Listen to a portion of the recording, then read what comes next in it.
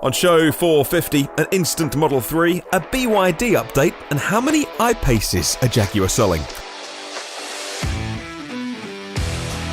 All those stories and many more coming up on today's podcast, show 450. How do we do that, 450 shows. Wow. Good morning, good afternoon, or indeed good evening. In fact, wherever you're listening around the world, welcome to EV News Daily. My name is Martyn Lee. It's your Easter weekend update edition, Easter Sunday here, and it's been sunny as well. I've had the sunblock on. That's unheard of in April here in the UK. Sunday, the 21st of April. My name is Martyn Lee. I've been through every EV story that I can find today and picked out the ones you need to know to save you time. Thank you to myev.com for helping make this show. They are building the world's first marketplace, all about buying and selling used EVs. So if you are in the market for buying or selling an EV, it should be your first port of call, at least in the USA, myev.com. Hello to a new Patreon member of the family, new executive producer. It's either Sari or Sari. S-A-R-I.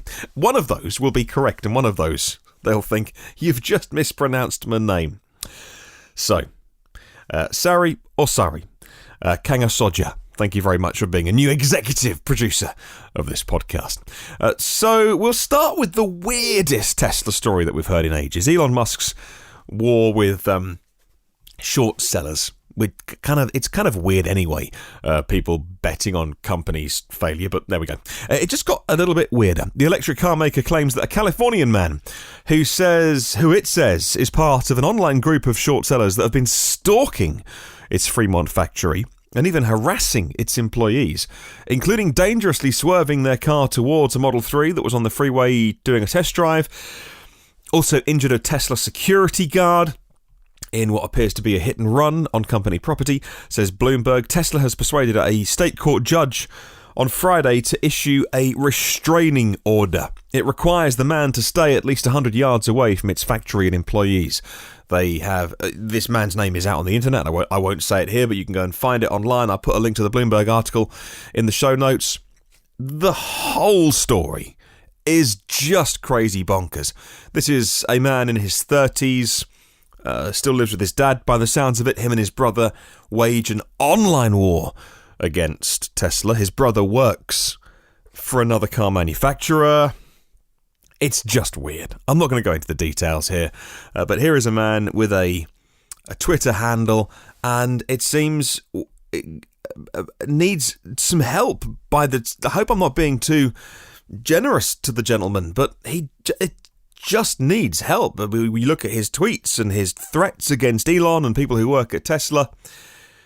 I mean, you hate to say it, but when horrible events occur, I mean, really, when bad things happen, and people look back and go, oh, the warning signs are on their social media and stuff, and it just looks, this is just a horrible situation where someone, in the name of short selling, which I gather is, that is a legitimate, I guess I could say, but that is a thing that people do. They bet on companies failing. In the name of that, this person, it doesn't seem, I mean, they live with their dad in their dad's basement or something, and it's like they own a car on their, the cars they've been pictured in don't belong to this person. So the whole story, this isn't kind of some sort of financial whiz aiming to make millions out of Tesla failing. This is a strange situation, and I don't know where these people on the internet come from or what they hope to achieve, but it's just weird. Thought I'd report it on it today. Not going to go into the details of it. Electric have the details. A million websites have the details. The name's out there. I won't go into it. I hope this person gets the help they need, and I hope nothing bad comes from this situation. Let's move on to better things. This is a Model 3 inventory list that's been put online.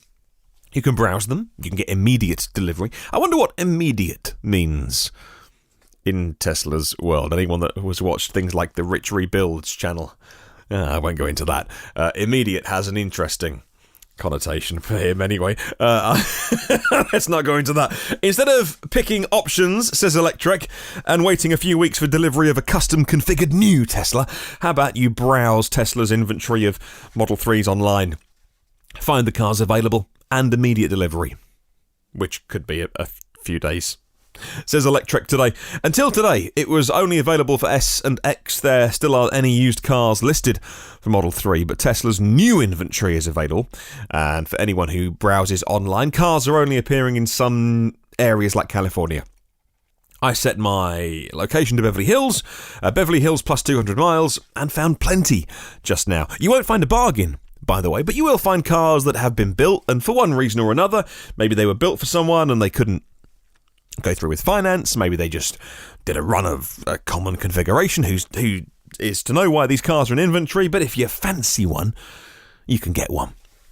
I can't get one. I can't even order a new Tesla Model 3 in the UK. Not that I've got my deposit in for it. However, now they say this summer, right-hand drive, you never know. At the Auto Shanghai show this year, plenty of cars were announced, lots of press releases sent out. And if you haven't heard yesterday's podcast, by the way, a Saturday special with Rupert Mitchell, here's the Chief Strategy Officer of WM Motor. They have indeed sold 10,000 EVs so far and have big plans. They have factories and they have things being made. He did point out many of these companies, by the way, are very good at making press releases. I said yes. I can name a few more, actually, not just Chinese companies that are good at that. But BYD, another company that are certainly making plenty of vehicles, have unveiled the E-Seed GT. That's E-SWAD E-Seed GT. It's a concept car, and the Song Pro, that's an SUV, alongside its all-new E-series of models at the Shanghai show. Company also showcased its latest Dynasty series of vehicles, which were recently unveiled at the company's spring product launch in Beijing. A total of 23 new car models were shown off at the event held at Shanghai's Exhibition Centre, and demonstrating BYD's new areas of design. Fascinating, actually, that so many companies are making the headlines in China, but just as we heard yesterday on the podcast with Rupert, just make sure that they are indeed making them. A company that is making electric cars, well, they're designing them, they don't make them themselves. If I'm really being nitpicky, a third-party company makes them for them. I'm talking about the Jaguar I-Pace. And Jaguar I-Pace sales reported by the manufacturer increased in March to a near-record level of 2,044. Turns out to be 8.4% of total volume of their brand globally, according to InsideEVs.com. Checking out the scorecard. The Jaguar I-Pace doing over 2,000 models last month. In March, the output will continue to increase, they say, or at least stay around 2,000 a month. I'll put a link in the show notes. And finally, before we get on to question of the week this week, Zero Labs Automotive. Well, they're showing off their plan to build an electric version of the original Ford Bronco, more than just putting an electric motor under the hood and pushing them out the door. The project also gives the off-roader modern luxury, real wood interior panels, digital instruments. The company plans to build an initial run of 150 of them, says Motor1.com today. Reservations are open right now. Zero Labs Automotive Bronco, that classic, if you don't, I'm not aware, it's a classic car, the Bronco. The electrically restored car has 269 kilowatts of power. What's that? 360 horsepower. 70 kilowatt hour battery will let you do 190 miles or just over 306 k's of range. The motor runs through the manual transmission, actually a 5-speed manual transmission. It's an odd choice, says Motor1.com, considering most electric vehicles are single speed. Well, yes and no. I do see the benefits of that, actually. If you look at some of the restorations that have been done, there's a few videos online of classic cars, classic off-roaders, especially runs that need to go through the gears. They've kept the original gearbox, and all of that stays in situ, and they put the electric motor on it. It makes having gears and a manual shift actually a lot of sense. So, you know, it's pros and cons, I guess, but I can see why they have done that, rather than just thinking, well, you know, EVs have one reduction gear and a motor and a battery, and that's the path you must follow. It does kind of make sense. I'll put a link to Motor 1 in the show notes, though. Right, let's talk question of the week this week. It's an interesting one, a bit more niche, but it's an interesting one. After Tesla announced that the camera that faces the cabin in Tesla Model 3s, we all knew why it was there, but Elon confirmed on Twitter, yeah, it's there so that when your car is out being used in an autonomous ride hailing, ride sharing, other buzzword-ing future that you'll be able to see what people are doing inside your car.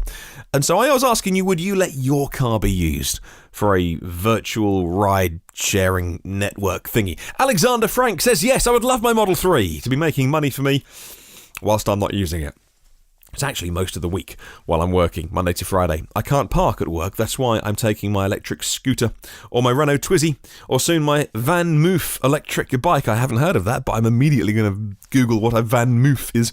I'd only add it to the Tesla network after I felt comfortable watching Netflix while being driven by the car, though I love the cabin-facing camera. Gives me some ease. My day would then look like this. I'd unplug my Model 3 from my home charger. It would drive me to work. He says, while I listen to your podcasts. I suppose somebody has to. Once in the city at my work, there's nowhere to park. It would go off and then earn money all day. An hour or so before I'd want to leave work, I would push a button on my phone. My car would come back and be waiting for me outside. I like that. I like that version of the future. But let's hear from a few other comments from people who aren't so sure. Rajiv Narayan says, I may not be ready to use my primary EV as an automated taxi, as if something happened to it, I'd be without a car. If, however, when it came time to buy a new EV, I would be willing to get the old one out there as an automated taxi, instead of simply trading it in. I imagine a future where a network of privately and company-owned EVs, run by Uber, Lyft, or Tesla, act as automated taxis, and the ride-sharing company pays you a fee to use your car. This would allow the owner to make extra income while reducing capital costs to the taxi company. John Fruith says, no, I will not hire my Tesla out. It's my dream car. I'm emotionally attached to it, and I can't see myself treating it as a utility vehicle to make money for me. Mark Richards says, I park in a garage, so it isn't practical to make my car available in a car sharing network. I don't live in a city. In fact, I'm on the very edge of civilization, so I don't think there'd be much demand. Robin Edwards, who is in WA, Perth, in Western Australia. No, capital letters, no! I like to shout it. I'm receiving my Kona in 2.5 hours. I would feel edgy if my partner drives it. A complete stranger, never. I share pool vehicles at work and I see how they're treated, and that's a closed group. Carl Kramer says, I once drove for a ride-sharing service and people would do disrespectful things to my car while I was in it driving them, like leaving garbage or scratching the roof fabric. I can't imagine what jerks would do if no one was in the car. I would definitely use the service, but I'm not sacrificing my car to the horde.